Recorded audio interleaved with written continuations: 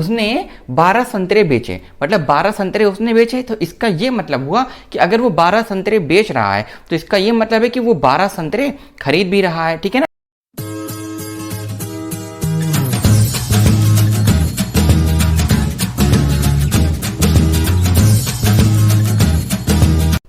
Hello friends, ई परीक्षा में आप लोग का स्वागत है। आज हम लोग ई परीक्षा में प्रॉफिट और लॉस के थर्ड टाइप के क्वेश्चन को देखेंगे। थर्ड टाइप का जो क्वेश्चन है, इस क्वेश्चन में हम लोग हमसे किसी भी चीज़ को बेचने पर प्रॉफिट पूछेगा, लेकिन हमको प्रॉफिट रुपीज़ में नहीं देगा। मतलब अगर हम इसमें हमसे पूछेगा कि किसी भी सामान को बेचने पर हमको उसके कॉस्ट प्राइस के बराबर प्रॉफिट हो रहा है या सेलिंग प्राइस के बराबर प्रॉफिट हो रहा है, तो आप हमको परसेंटेज प्रॉफिट बताइए। इसमें हमको सीधा डेटा नहीं देगा, उसके बावजूद हमको इसको लगाना है। तो चलिए देखते हैं, इस टाइप के भी क्वेश्चन को हम लोग 2 लाइन में लगाते हैं। इसमें एक छोटा सा कंसेप्ट यूज़ होता है, तो उसी को समझेंगे, जिससे ये क्वेश्चन हमारा बहुत ही ईजी वे में और 30 सेकंड के अंदर सॉल्व हो जाएगा। आइए देखते हैं। 12 संतरे बेचने पर एक विक्रेता को 3 संतरों के विक्रय मूल्य को सेलिंग प्राइस मैंने एसपी लिख दिया है के बराबर लाभ होता है, तो प्रतिशत लाभ बताएं। एक बार फिर से देखते हैं। 12 संतरे बेचने पर एक विक्रेता को 3 संतरों के विक्रय मूल्य के बराबर लाभ होता है। यहाँ पे हमको सीधा कोई डेटा तो दिया है नहीं, तो हमें इसको सॉल्व करना है। देखिए, हमको ये पता है कि selling price is equal to होता है कॉस्ट प्राइस प्लस प्रॉफिट। ठीक है ना।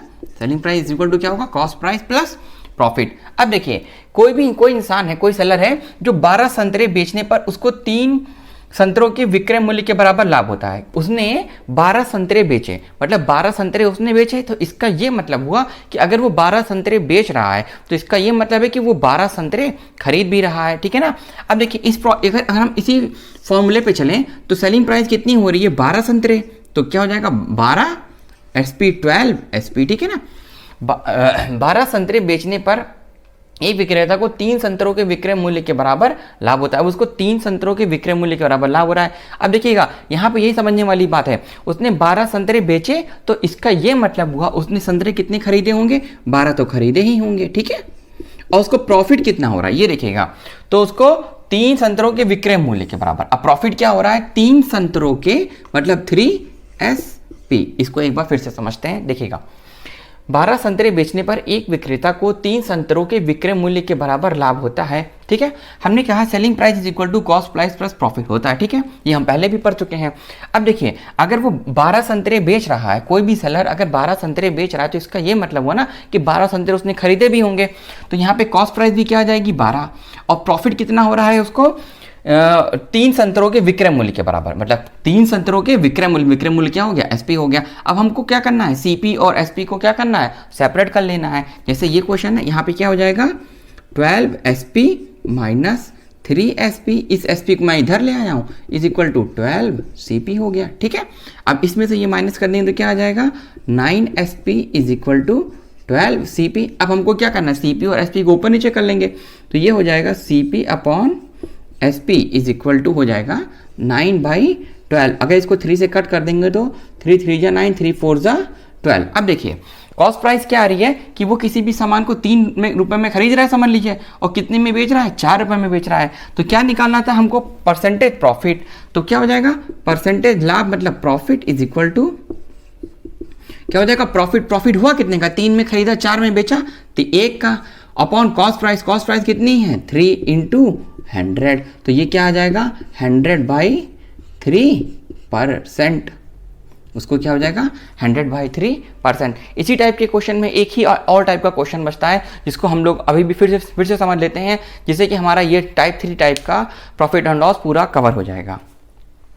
ठीक है। यहाँ पे लिखा है 10 सेब बेचने पर एक विक्रेता को 2 सेब के क्रय मूल्य के बराबर लाभ होता है। देखिए ना, दोनों क्वेश्चन एकदम सेम है। यहाँ पे कॉस्ट प्राइस के अकॉर्डिंग प्रॉफिट हो रहा है और यहाँ पे सेलिंग प्राइस के अकॉर्डिंग प्रॉफिट हो रहा है। सेम वही फंडा चलेगा मेरा। Selling price is equal to क्या होता है? Cost price plus profit.